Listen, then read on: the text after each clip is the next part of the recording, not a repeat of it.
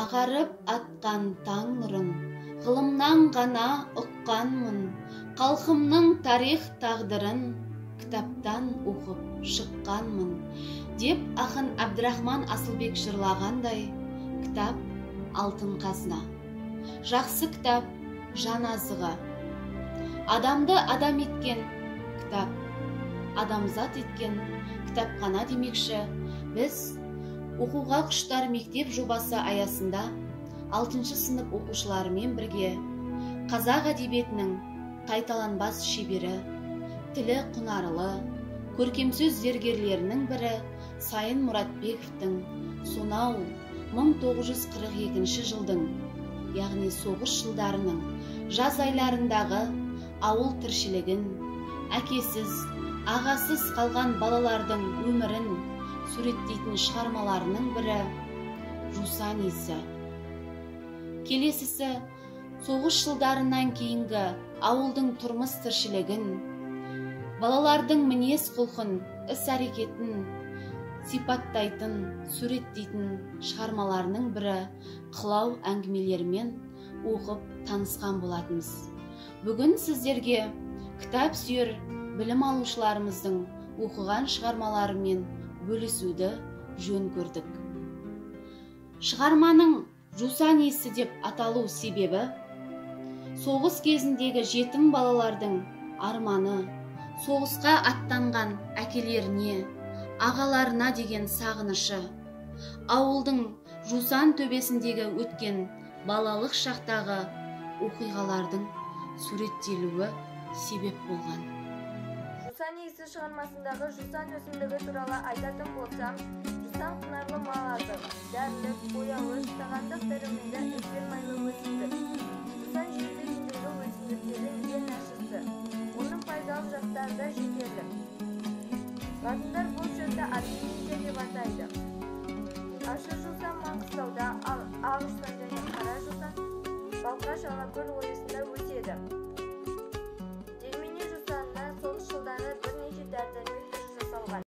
Сайын Мұратбеков өзі өмір сүріп жатқан қоғамның әлеуметтік жағдайын жалаң түрде баяндамайды.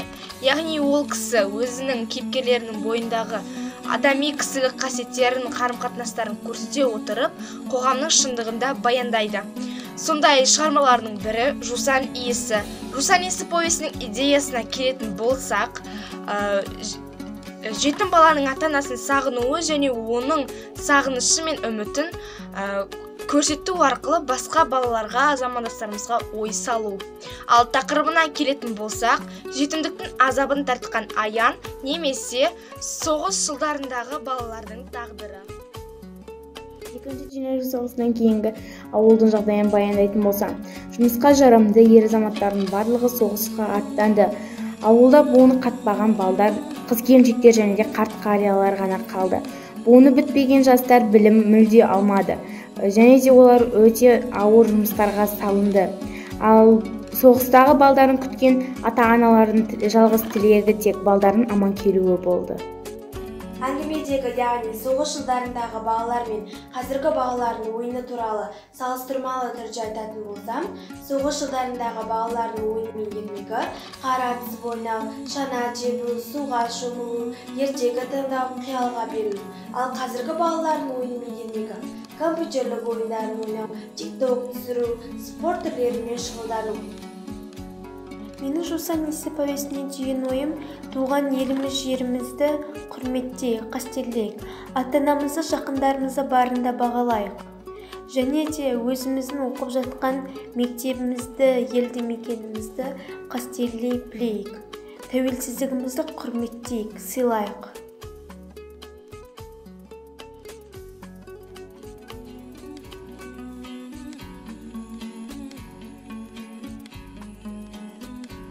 Сайын Мұратбековтың соғыс жылдарынан кейінгі ауылдың тіршілігі мен ондағы балалардың мінез құлқы туралы жазылған шығармаларының бірі Қылау. Қылау дегеніміз жаңа жауған ақ үрпек қар.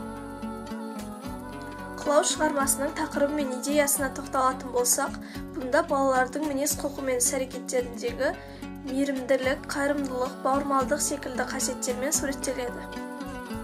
Қылау шығармасының тәрбиелік мәні адамды рухани өнерге, ізгілікке, қарапайымдылыққа және сезімталдыққа үйретті. Сондай-ақ, Сатайдың басындағы алғыс сезім, Рабиғаның бойындағы ұяңдық, білім сезімдегі өзгешелік. Бұның барлығы сол кездегі жастарға тән мінезді көрсетеді. Мен Сайын Маратбековтың Қылау әңгімесіндегі ең басты кейіпкерлердің бірі Сатай мен Рабиғаға мінездеме беріп кетсем. Сатай ол жалқау, жанашыр, арам пиғылы жоқ, қорқынышын жеңе білетін, білімге деген құштарлығы мол, қазақ тілі мен қазақ әдебиетін сүйіп оқитын ақкөңіл бала. Ал Рабиға болатын болса, ол өнерлі, қарапайым, өзіндік ойымен бөлісе білетін, досқа адал, көпшіл, инабатты да ибалы қыз. Ақылы Сатайды неге ызаландырды? Сендер де үлкен кісілердің ақылын осылай қабылдайсыңдар ма? Бұл сұраққа мен жауап берер болсам, жоқ, біз үлкен адамдардың сөзін ой қабылдамаймыз. Себебі бізге ата-анамыз жақсы жолды ғана сілтейді. Бірақ та бұл повестегі әке ақыл ретінде саналмайды. Себебі қай заманның баласы болса да, кез келген бала болса да, ол ата-анасына қарап өседі. Сондықтан да баланы тәрбиелеуде басқа адамдарды көрсетпеңіз. Бірінші сіз өзіңіздің жақсы үлгі екеніңізге сенімді болуыңыз керек. Содан соң балаңызға ананы былай, мынаны былай деп айтсаңыз болады. Ал бұл повестте Сатайдың әкесі керісінше жатып алып, мынаны былай жасаса, мынаны мынаяққа қой деп ақыл үйретті.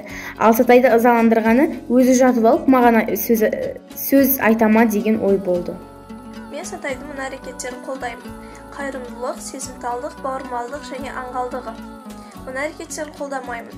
Әкесінің сөзіне салғырт қарап жақтырмауы. Біздің бұл өмірдегі ең қымбат қазынамыз ол ата-анамыз. Олардың әрбір айтқан сөзін мұқият тыңдап, құрметпен қарауымыз қажет.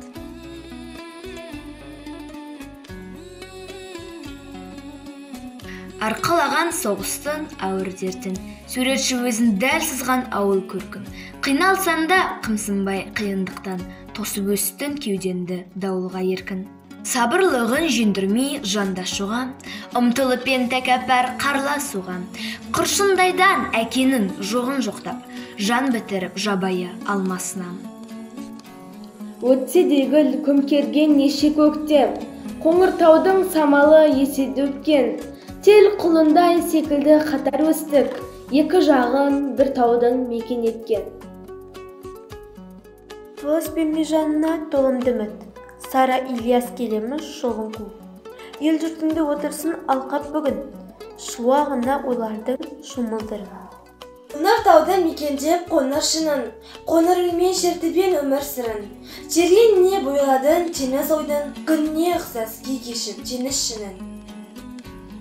Құрметті кітап сүйер қауым, біз бұл әңгімелерді оқи отырып, кейіпкерлер бойынан адалдық пен адамгершілік сияқты жақсы қасиеттерге куә болдық. Ендеше әдебиетті сүйіп оқып, әдеби шығармадан рухани ләззат ала білейік.